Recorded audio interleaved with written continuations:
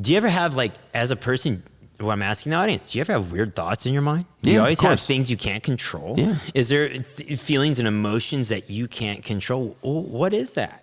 I have thoughts all the time that I'm like, why am I thinking that right now? That's so bad. Like, you know, and I think guys probably have it there's certain girls have theirs, right? I can't think for a girl, but at the end of the day, I'm sure they have their things they think about that are sin, and guys have their thing. When for guys, it's usually sexual, right? It's just the way men work. Like, and I'm not scared to say that. That's just the way men are. And so you struggle with that. And the point is, like, can I not control that?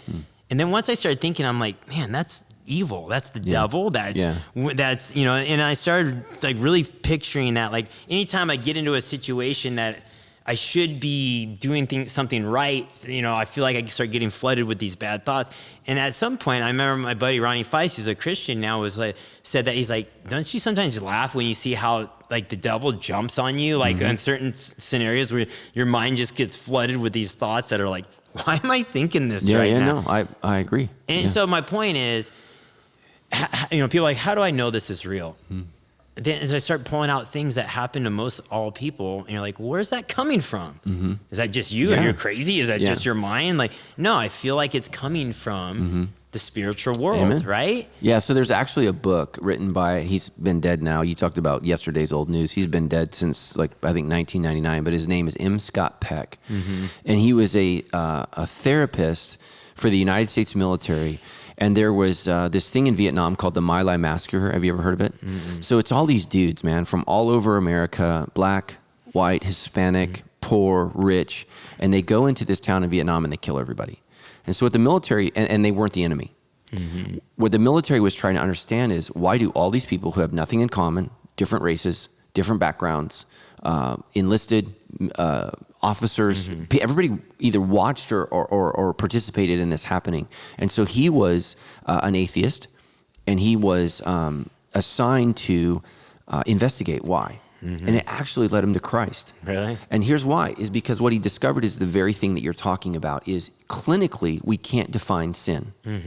He said there's something externally that's outside of human nature that is moving on the inside of human nature. And so he began to believe in evil. And so then he said, if there's something dark, there must be is there something good? And that led him to Christ.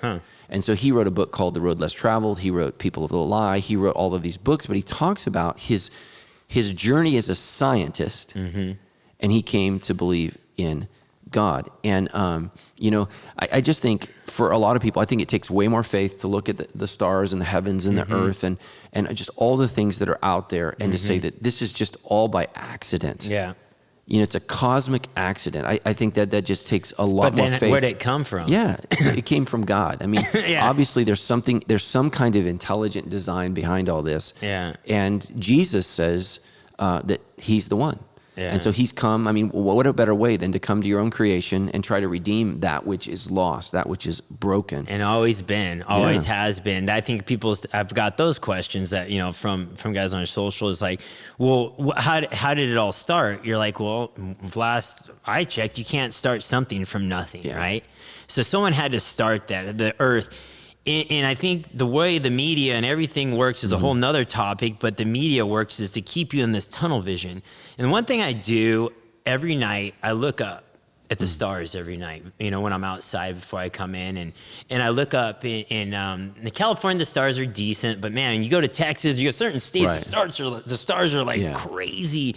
I was just in Dumont Dunes, and the stars are so bright there. And you just see it. You're like, man, we are so small. Like, it just gives you a sense of reality. You look up, you're like, man, there's so much. It's so big. Like, and you just look at how small your life is. But to think, like, okay, where did it come from?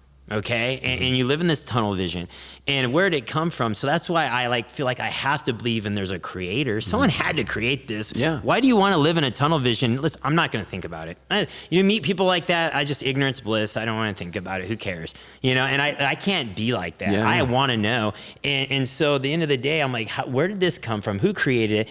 And this is, I wish I could learn faster, right? Yeah. That's what podcast now, it helps you learn. Yeah. Love it. But I'm not a good reader. I suck at reading books. But I do Audible. I listen. And so the thing is, I just wish I could learn faster you know, how all this was, you know, created and all this, you know, it came about, instead of living in this little tunnel. And that's what I think a lot of people do. Anyway, I'm just encouraging you to look beyond the tunnel, right? Yeah. You know? Yeah. And that's kind of where I'm at. And I get it. My audience, dirt bikers, off-roaders, UTVers, guys that go glam, Sakatia, the desert. Like, I live it. That's my life. I love it. And that group of people, I get along with. Those are my people, right? And so if, you know, like I said, this is why this is important to me, because without, and everyone say, oh, it's just religion. Without Jesus and Christianity, I wouldn't still be married. I wouldn't have the family I have. Right. There's many moments like, dude, I have bad thoughts cross my mind all the time. But without that foundation, I would have probably already veered off into the world and been like, you know what, I can still, man, I probably have some good years left in me, you know, you know, as a man, there's things that cross your mind all the time. So anyway, my point is, it's a foundation that has helped me drastically. Like, it has helped me beyond what I can even tell you. Moments when my dark moments I have all the time. Like, you know, people can fake it and act like, oh, my life's perfect, and that's what I'm posting because people only want to see that. But at the end of the day, every man has issues in their mind. They do. Like, I just feel like it. I mean, someone asked me a question on my social media. It's like, have you ever struggled with suicidal thoughts?